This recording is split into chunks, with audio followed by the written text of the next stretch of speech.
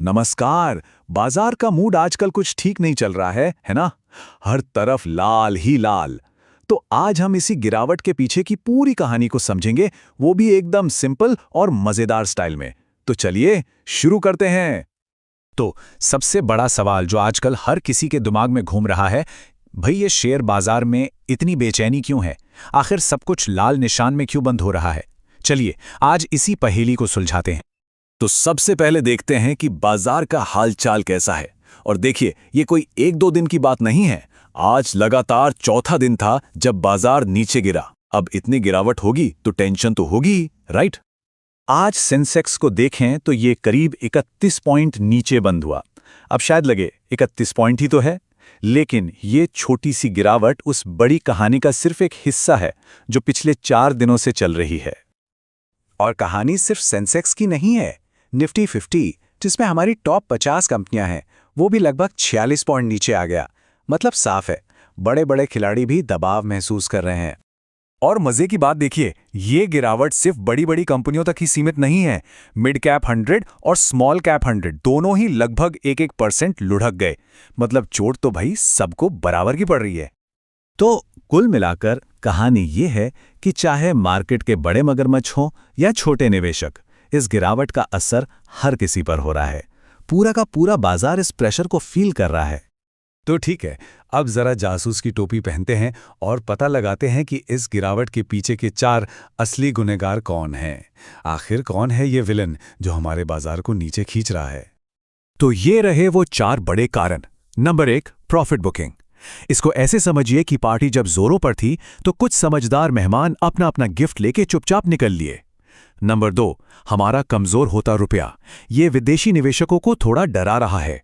Number 3, कुछ खास sectors में जोरदार बिकवाली, खासकर सरकारी बैंकों और ऑटो में। और चौथा और सबसे बड़ा कारण, ग्लोबल अनिश्चितता। अब जब दुनिया भर में टेंशन का माहौल हो तो अपना बाजार भला कैसे मुस्कुरा सकता है? अच्छा, हर कहानी में एक हीरो होता है और एक विलेन। तो चलिए देखते हैं कि आज बाजार की इस फिल्म में कौन हीरो बना और किसने विलेन का रोल निभाया, किसने बचाया और किसने डुबाया।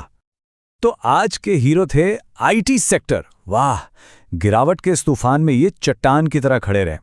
और विलेन की भूमिका में एक नहीं बल्कि 3 थे। पीएसयू बैंक, ऑटो और एफएमसीजी। इन तीनों ने मिलकर बाजार को नीचे खींचने में कोई कसर नहीं छोड़ी।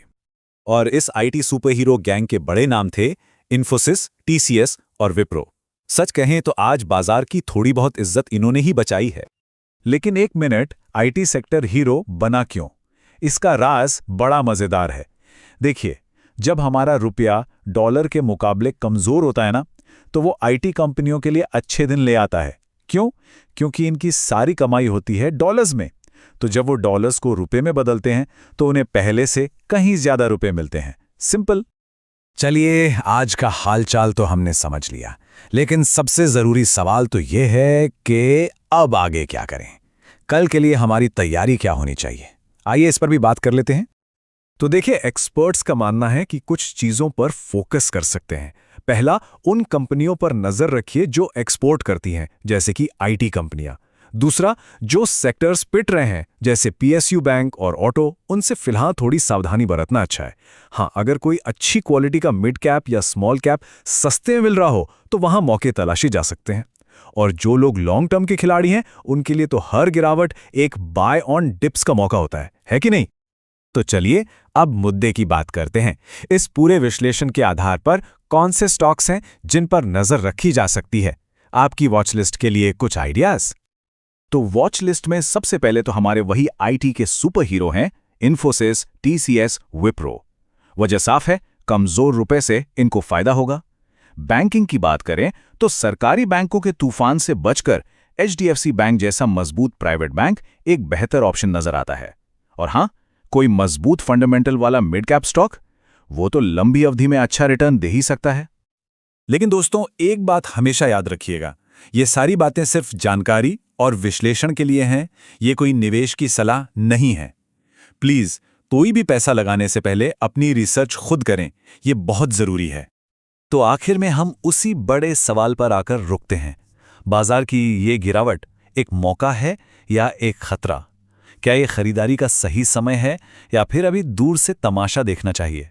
वेल, इसका जवाब तो हर किसी के लिए अलग होगा, जो उनके अपने रिसर्च और रिस्क लेने की हिम्मत पर निर्भर करेगा।